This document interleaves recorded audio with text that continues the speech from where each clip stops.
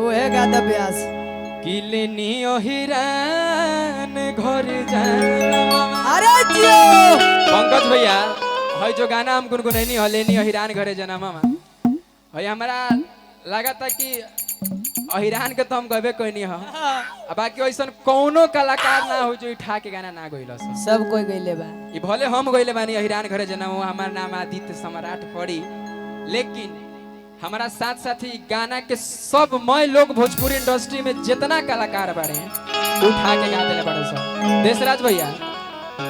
ई साफ हमनी साथे गलत होखेला काहे कि छोटा कलाकार कितना मेहनत करके बजेला कैसे कहवा से का करेला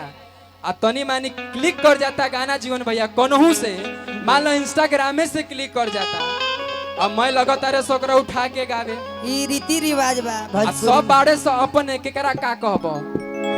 छोटन तो छोटन बड़ो कलाकार उठा के गावता रे सो क्या करबो वही लोग के आदत हो ई मैं दुनिया जाना था कि हिरान घरे जनमवा के कर बजल बा ठीक बा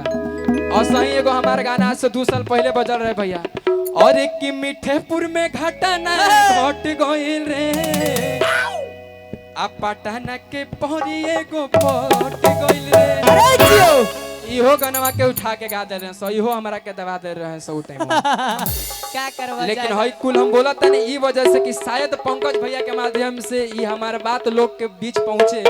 और इहो से हमार गनवा उठा उठा के ना गावन सागरा बार से काहे कि छोट कलाकार बहुत मेहनत करके बजेला भैया जे भी हमार देखता गाना के बाद में देखी सबसे हाथ जोड़ के विनती बा एक छोट कलाकार बहुत मेहनत करके बजेला और आप सबसे हम विनती करल चाहते नहीं इहे हमार पंकज भैया के यूट्यूब के माध्यम से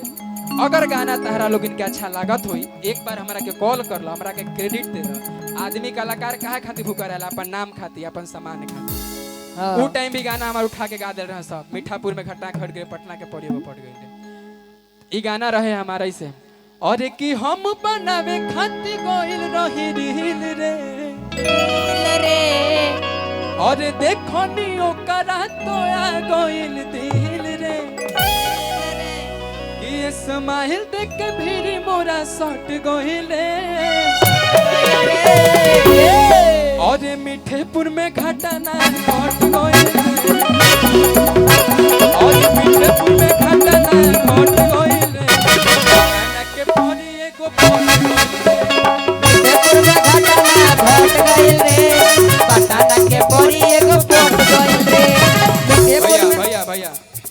आई हई कुल तो एगो गाना सुनावाता नहीं हम जे खाती आइल बानी वो गाना सुनाई बाकी तो ये सब चलते रहे आई वो गाना बहुत ही प्यारा गाना बा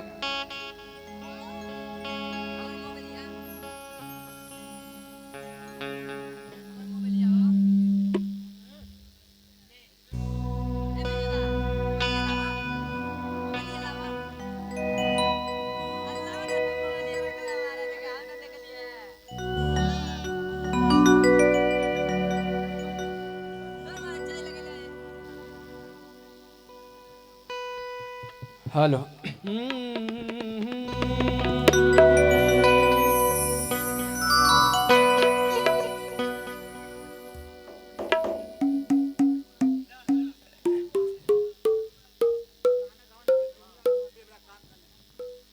दुनिया में फिर मेरा काम का नहीं ये गाना हम शायद ना सुनिए चाचा हम सुनाइम केकरो से जा बैठल बारे सब केहू ना केहू सुनाई रुआ के पक्का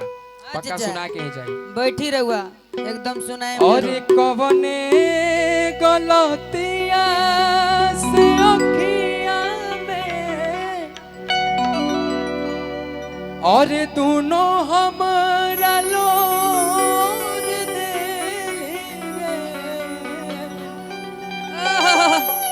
हम मगही गावे नहीं ना लेकिन ये हमारे गाना को मगही में हम गए रहे लेकिन ये गाना हमको और गए रहे लेकिन दादी खाती गाना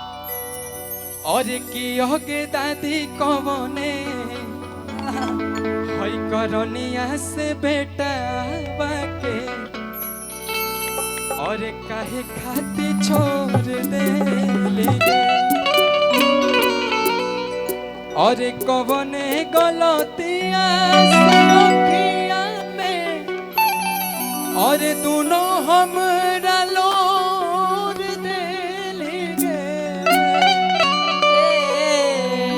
कि आगे दादी काहे खाती हई अपना रूपे सावा के काहे हमके छोड़ देली गे।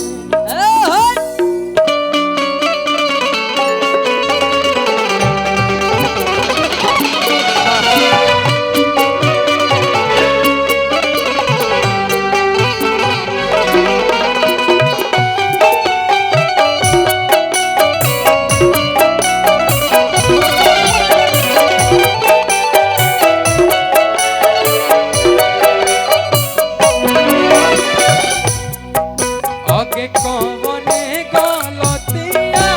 से अखिया में दुनो हमरा लोर देली गे। आगे लागी कौने कसुरा वह रूपे सावा के काहे खातिर छोड़ देली। लगी कवने कसुरावा रूपे सावा के काहे काहू छोड़ देली।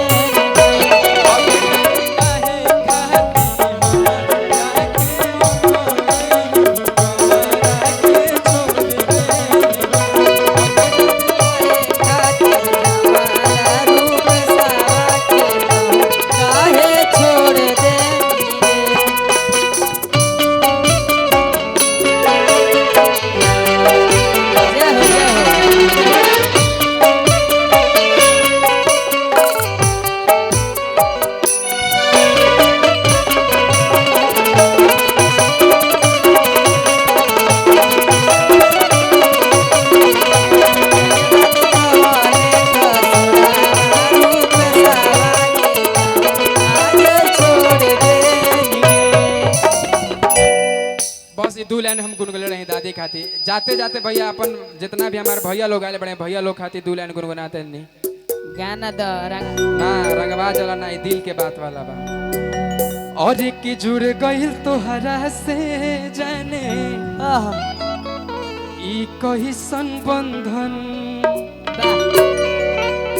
और लागेला सबसे हट के और अपन के जैसन ई मतलबी दुनिया में पाए ऐसन प्यार का। देशराज भैया और की रहुआ जैसन भाई कहाँ और तहरा जैसन यार। चलिए अच्छा लगल तो ताली बजा के आशीर्वाद दे रुपेश भैया। बाकी आप दूसरा कलाकार के बुलाएं। बहुत बहुत धन्यवाद। कौन वाला रंगबाज वाला गा द तनी 2 लाइन ओकर बाद की ना में आवे रंग बाजन के पनावा में आजा के पूछ ली है दानापुर के थानावा में। लेनी हैरान कर लड़किया कहतिया भैया, लड़किया कहतिया भैया और की कमाए के बामोनी बने के बधौनी और करह कोनो माफिया से भेल। ओए तार भैया कहता पता बा का कि लेनी ओ हिरान घर जाना मामा और कि लेनी ओ हिरान घर जाना मामा। है कोनो बनावटी चीज ना हकीकत चीज और तो बिगाह के बिगाह बाटे देखे लेनी ओ हिरान बिगाह के बिगाह बाटे लेनी ओ हिरान घर के बामोनी बने के बधौनी कोना कोनो माफिया से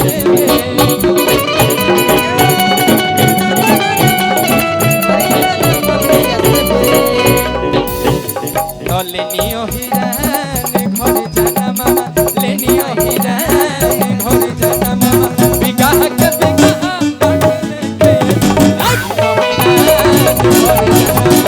बिगाह के बिगाह बाटे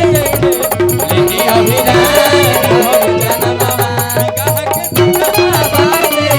लेनियो हिरान घर जाना मामा बिगाह के बिगाह बाटे लेनियो हिरान बस आप सब साथ रहे फिर कौनो कुछो उठा के गाय ओकरा से मतलब नहीं के। बहुत बहुत धन्यवाद, बहुत बहुत धन्यवाद। और हमार तो